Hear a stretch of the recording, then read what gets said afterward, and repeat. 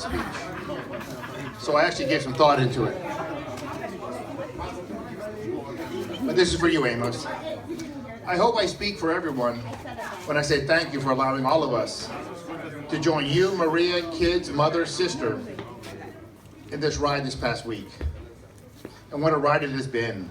Venice, Croatia, Trieste, Slovenia, whatever that is. The meals, the ship, the wine, just wow. You know, I was talking to Dennis the other day, and I said to Dennis, you know, when we get back to Miami, how in the world are we ever going to describe this to somebody? And he and I both agreed, you just don't. Don't ask, don't tell. There was a story about Tiger Woods a long time ago. When his caddy quit, he wrote a story about a book about it. And I thought, wow, that was so bad that he actually wrote a book about his boss. But then I actually heard him speak, and he said, those are my memories, not just Tiger's memories. So the memories that you create for yourselves, we're creating for ourselves. These are our memories too. We want to thank you for those memories. You know, I don't know Amos all that well. I've probably known him about a year or two. We played some golf, we hung out. We consider ourselves, How old were you in a night shift? 48-ish. I'm actually older than Amos. But I said to myself, if I had to describe Amos today, who is Amos Dare? He's a husband, a father, a brother, a son, a doctor, and a friend. You know, my dad recently passed away, and I texted Amos not too long ago, and he called me right away. He texted me every few days to see how I was doing, calling me until he died. And it was a friend that I needed right now, and he was there for me. He's got so much going on in his life, and he took the time out to text me and say hello. But it meant a lot to me. Thanks, Amos. The other day, Amos and I had a few minutes on the boat, and he said that at 50, he's done it all, and then if he checked out now, it'd be okay, that he had no regrets. Somehow I don't believe that it's time for him to check out anytime soon. There's still outer space to conquer.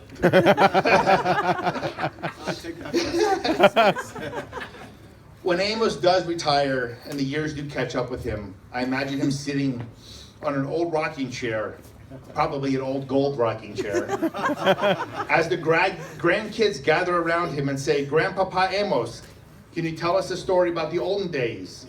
So Grandpapa Amos tells him a scary story. The time in which Amos only had one Ferrari in his garage. And all the grandkids gasped with fright, and some even cried, saying, Amos, no, Grandpapa Amos, say it isn't so, only one Ferrari.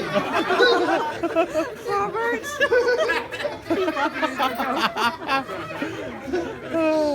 But no regrets.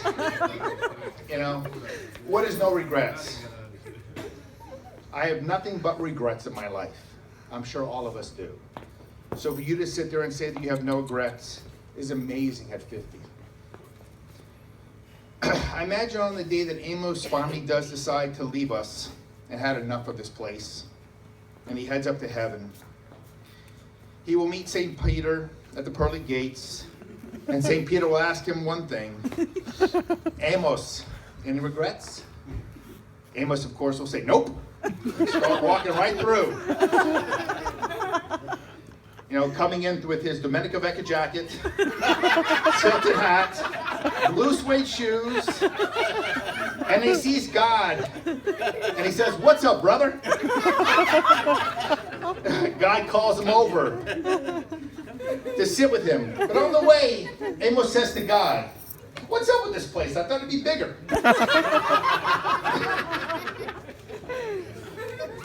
And the decorations are like 1,000,000 years old. Amos immediately texts Sully, says we're going to need some new furniture. We're going to need some new drapes. Get that damn boat up here. God says to Amos, sit down with me and my son. So Amos sits down next to God and Jesus. God says to Amos, before you're free to go We must go over your life. Oh, God.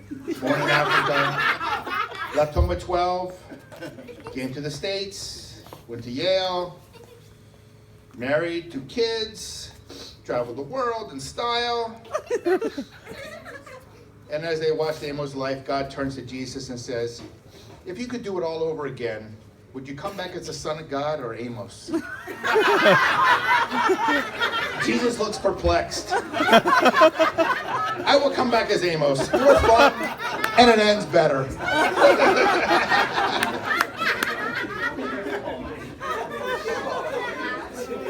He's not done. But in finality, Makes so much sense. oh, forgive me, God.